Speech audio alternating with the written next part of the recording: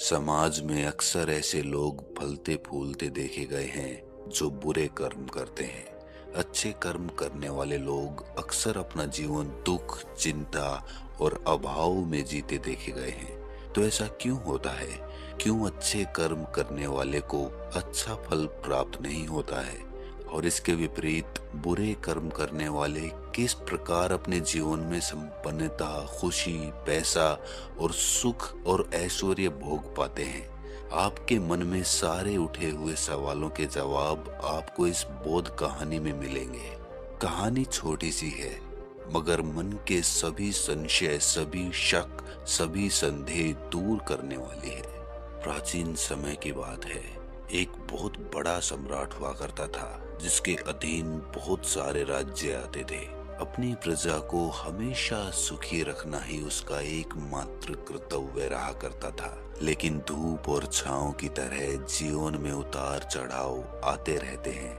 हमेशा इंसान को वो हासिल नहीं होता जो वो सोचता है। कई बार परिस्थितियां विपरीत हो जाती हैं और ऐसी ही परिस्थितियां उस सम्राट के सामने खड़ी हो गई थी। इतने वर्षों से जो प्रजा अपने धर्म का पालन करते हुए आ रही थी, अब वही प्रजा बागी हो गई थी। प्रजा में लूट, चोरी, डकैती और नफरत बढ़ने लगी थी और इसी वजह से उसके राज्य में अशांति फैलने लगी थी। सम्राट दिन रात चिंतित रहने लगा। उसे समझ में नहीं आता था कि वो अपनी प्रजा को किस प्रकार का उपदेश दे, किस प्रकार उन्हें समझाए कि मेहनत करने से ही जीवन में असली खुशी आती है। चोरी करना, डकैती करना, दूसरों से घूस लेना, रिश्वतखोरी या फिर दूसरों का हक मारना, ये सब बुरे कर्म होते हैं और इनका नतीजा भी बुरा ही होता है। लेकिन सम्राट तो ये बात समझ रहा था और जब वो अपनी प्रजा को ये बात समझाने की कोशिश करता तो उसकी प्रजा उसकी बात को समझ ही नहीं पाती थी।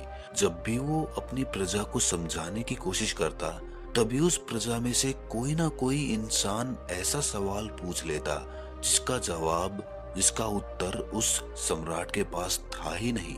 आखिरकार बहुत सोच विचार करने के बाद भी जब सम्राट को इस प्रश्न का कोई उत्तर नहीं मिला तो उसने अपने राज दरबार में सभी विद्वानों की, सभी मंत्रिमंडल की एक सभा बुलाई और इस प्रश्न को सभी के सामने रखा और सबसे इसका उत्तर पाने की आशा जताई और कहा कि अगर कोई विद्वान इस प्रश्न का उत्तर दे सकता है तो मैं अपनी प्रजा में खुशहाली पहले की तरह वापस ला सकता हूँ। इसीलिए जो भी विद्वान या जो भी मंत्री इस प्रश्न का सही जवाब देगा, मैं उसे 10,000 सोने की मुद्राएं अपनी तरफ से भेंट करूंगा।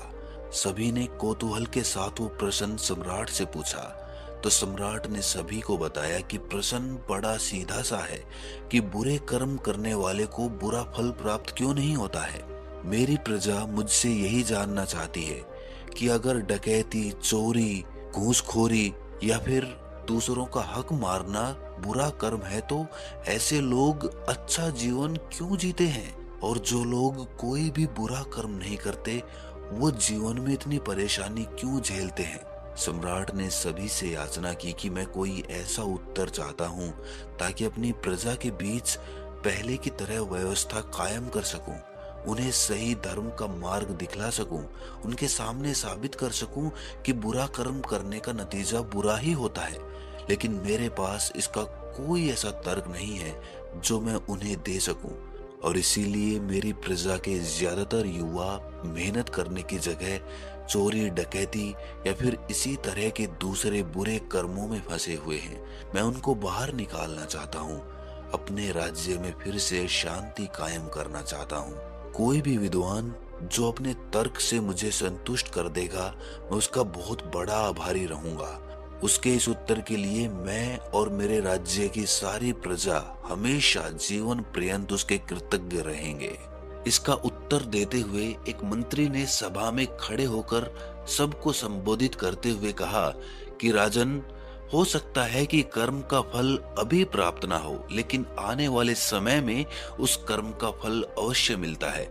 हो सकता है उसने जवानी में बुरे कर्म किए हों, लेकिन बुढ़ापे में उसको उसका फल भोगना पड़ेगा।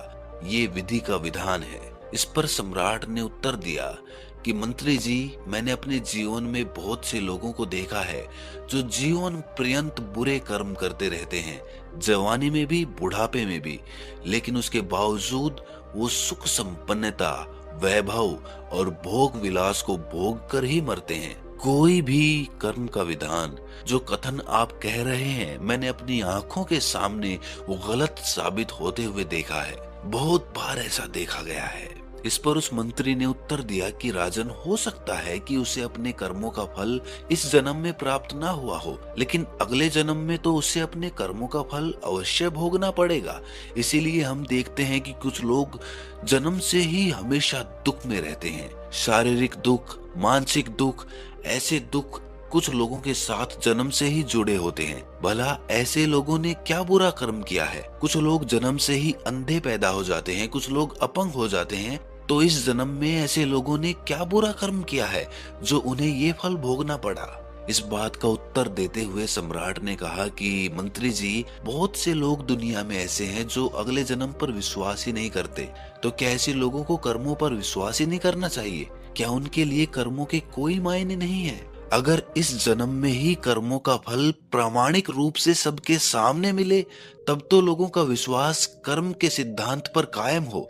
लेकिन अगर उनके सामने जीते जी उस कर्म का फल आए ही ना, तो भला लोग कर्म के सिद्धांत को मानेंगे ही क्यों? और मुझे तो अपनी प्रजा को समझाना है। भला मैं अपनी प्रजा को ये तर्क देकर किस प्रकार समझा पाऊंगा? प्रजा में तो हर तरह के लोग उपस्थित होंगे जो अगले जन्म को मानते भी होंगे, लेकिन अधिकतर लोग ऐसे भी हो सकते हैं जो अगले जन्म में विश्वास ही नहीं रखते।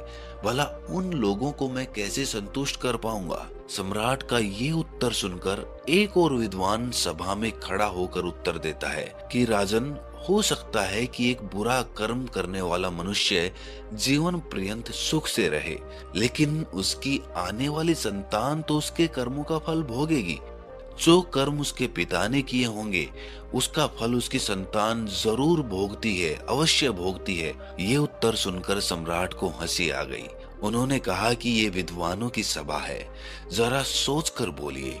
अगर एक इंसान कर्म कर रहा है, अगर एक मनुष्य खुद के कर्म संचित कर रहा है, तो भला ऐसा कैसे हो सकता है कि कोई दूसरा उसके कर्म का फल भोगे? एक तरफ तो हम कहते हैं कि मनुष्य इस जीवन में अकेला आता है और अकेला ही जाता है। ना मनुष्य किसी का पुत्र है, ना किसी का बेटा है, ना किसी का पति है। बस वो एक चरित्र निभा रहा होता है जीवन में। अगर हम इस सिद्धांत को मानते हैं, तो ऐसा कैसे हो सकता है कि एक पिता के द्वारा किए हुए बुरे कर्मों का फल उसका बेटा ही क्यों भोगेगा? उसकी पत्नी भी भोग सकती है, उसके पोते भी भोग सकते हैं। भला उसके बेटों ने ऐसा क्या गुनाह किया है? ये बात किसी रूप से दूर दूर तक तार्किक नहीं है। इस उत्तर से तुम खुद के मन को संतुष्ट कर सकते हो, लेकिन एक तेज बुद्धि वाले मनुष्य को ये बात कभी समझ में नहीं आएगी। इसीलिए ऐसे उत्तर लेकर आओ जिससे मैं संतुष्ट हो सकूं और मैं संतुष्ट होने के बाद अपनी प्रजा को संतुष्ट कर सकूं। सभा में खलबली मच गई। किसी के पास अब कोई उत्तर नहीं बचा था। लोग एक दूसरे का मुंह ताक रहे थे कि तभी उस दरबार में एक भिखारी आ पहुंचता है। फटे पुराने कपड़े पहने हुए वो हाथ जोड़कर उस सम्राट के सामने खड़ा हो जाता है। विद्वान उसे देखकर क्रोधित हो जाते हैं। वो सम्राट से कहते हैं कि राजन, आपने यहाँ विद्वानों की सभा बुलाई है, यहाँ पर ये भिखारी क्या कर रहा है? ये सुनकर सम्राट अपने दरबारियों को बुलाकर पूछता है कि तुमने इस भिखारी को राज दरबार में क्यों घुसने दिया? तब दरबारी कहते हैं कि राजन, हमने इसे रोकने का बहुत प्रयास किया, लेकिन ये बार बार कहता रहा कि जो प्रश्न सम्राट के मन में उठ रहे हैं उनका जवाब मेरे पास है, उनका मैं उत्तर दे सकता हूँ। अगर मैं एक बार राज दरबार में पहुँच गया और इसके बार बार याचना करने पर हमने इसको अंदर आने दिया। ये सुनकर सभी विद्वान जो सभा में उपस्थित थे और सभी मंत्रिमंडल ठाके मार मार कर हंसने लगे। उन्होंने कहा कि जिस प्रश्न का जवाब इतने बड़े बड़े विद्वान नहीं दे पा रहे, उसका जवाब भला एक भिखारी कैसे देगा? भिखारी के चेहरे पर मंद मंद मुस्कान थी। उसके मन में किसी के प्रति कोई ईर्ष्या भाव नहीं था। जब राजा ने भिखारी का ये चेहरा देखा, तब राजा को एहसास हुआ कि शायद इस भिखारी को आत्मज्ञान प्राप्त हो चुका है। एक बार इसकी बात अवश्य सुननी चाहिए। उस भिखारी ने कहना शुरू किया कि राजन, इन फटे पुराने कपड़ों को देखकर आपके दरबारी मुझे अंदर घुसने नहीं दे रहे थे, लेकिन मैं अपने नगर में लोगों से दूर एक कुटिया बनाकर रहता हूँ और दूर दूर से लोग मेरे पास अपने प्रश्नों के उत्तर जानने के लिए आते हैं। वहां भी मैं ऐसे ही फटे पुराने कपड़े पहनता हूँ, लेकिन वो लोग मेरी बड़ी प्रशंसा करते हैं। लेकिन इन फटे पुराने कपड़ों की अहमियत आपके राज्य में आकर खत्म हो गई। भला ऐसा क्यों है कि मेरे नगर में लोग मेरी इज्जत करते हैं और यहाँ पर लोग मुझे भिखारी समझते हैं? इंसान तो मैं वही हूँ, कर्म भी मैंने वही किए हैं, तो मेरे कर्मों का फल एक स्थान से दूसरे स्थान पर आने से बदल क्यों गया? क्या स्थान बदलने से कर्मों का फल भी बदल जाता है? बड़ा ही अद्भुत सवाल था। सभी विद्वान अवाक रह गए क्योंकि किसी के पास कोई उत्तर नहीं था। सम्राट ने सभी विद्वानों की तरफ देखा, लेकिन सबके चेहरे मुरझाए हुए थे। सम्राट ने उस भिखारी से ही पूछा कि महाशय जी, आप ही बताइए कि क्या स्थान बदलने से कर्मों का फल बदल जाता है? इस पर उस भिखारी ने कहा कि राजन, अगर स्थान बदलने से कर्मों का फल बदल जाता है तो फिर तो कर्मों का विधान, कर्मों का सिद्धांत एकदम गलत साबित हो जाता है। सिद्धांत का असली मतलब यही होता है कि जिस पर स्थान और समय का कोई प्रभाव ना पड़े। स्थान बदलने से कर्मों के फल नहीं बदलते हैं। कर्मों का फल प्राप्त करने के लिए सही माहौल या कहें कि सही वातावरण होना आवश्यक होता है। जब सही वातावरण या सही माहौल मिलता है तो कर्मों का फल अपने आप मिल जाता है। मेरे नगर में उस तरह के लोग हैं जो ज्ञान को महत्व देते हैं और यहाँ पर ऐसे लोग हैं जो दिखावे को महत्व देते हैं, पहनावे को महत्व देते हैं। और इसीलिए यहाँ पर वो वातावरण नहीं है जो मेरे नगर में था और इसीलिए मेरे कर्मों का फल मुझे मेरे नगर में तो मिल रहा था, लेकिन यहाँ आने के बाद उन कर्मों का कोई प्रभाव देखने को नहीं मिला। सही ऋतु आने पर ही पेड़ में फल लगते हैं। सम्राट को भिखारी की बात कुछ कुछ समझ में आने लगी थी और वो पूर्णतः उस बात को समझने के लिए उस भिखारी से कहता है कि महाशय जी, आप बड़े ही विद्वान मालूम पड़ते हैं। मैं आपकी बात का आशय कुछ कुछ तो समझ रहा हूँ, लेकिन पूर्णतः समझने के लिए आपको उदाहरण के माध्यम से मुझे समझाना होगा। अपनी बात को पूरी तरह से आपको स्पष्ट करना होगा, तभी सब लोग यहाँ पर आपकी बात को पूर्णतः समझ पाएंगे। वो भिखारी कहता है कि राजन, मान लो तुमने एक पौधा लगाया, उसमें अच्छा पानी दिया, अच्छी खाद दी, लेकिन उसके बावजूद उसमें फल नहीं लग रहे, तो क्या इसमें तुम्हारे कर्मों की कोई कमी है? तुम तो अपने कर्म कर रहे हो, लेकिन उसमें फल फिर भी नहीं लग रहे। इसका क्या कारण हो सकता है? इसका कारण सिर्फ यही होता है कि तुमने तो अपना कर्म कर दिया। अब वो पौधा पेड़ बनेगा और सही ऋतु आने पर ही वो फल देगा। वो ऋतु उस पेड़ के लिए माहौल है, वातावरण है। जब सही वातावरण उसे मिलेगा तो अपने आप उसमें फल लगने लगेंगे। लेकिन वो ऋतु आने से पहले ही तुम सोचने लगो कि मेरे कर्मों का फल तो मुझे मिला ही नहीं और तुम निराश हो जाओ, तो इसमें तुम्हारी कमी है, क्योंकि सही वातावरण अभी मिला नहीं है। सही वातावरण, सही माहौल यानी कि सही ऋतु आने पर उसमें फल भी लगे। एक व्यापारी जितना मुनाफा आपके नगर में सामान बेचकर कमाता है, हो सकता है किसी गांव या किसी पिछड़े इलाके में जाकर वो उतना मुनाफा ना कमा पाए। आदमी तो वही है, कर्म भी वही है, तो फल भी उसे वैसा ही प्राप्त होना चाहिए था। जगह बदलने से माहौल और वातावरण का फर्क पड़ता है। सम्राट ने भिखारी से प्रश्न किया कि महाशय जी, एक बात बताइए, कर्मों का उचित फल प्राप्त करने के लिए वो वातावरण किस प्रकार से तैयार किया जाए? क्या हमारे वश में होता है कि हम वो वातावरण तैयार कर पाएं, वो माहौल पैदा कर पाएं?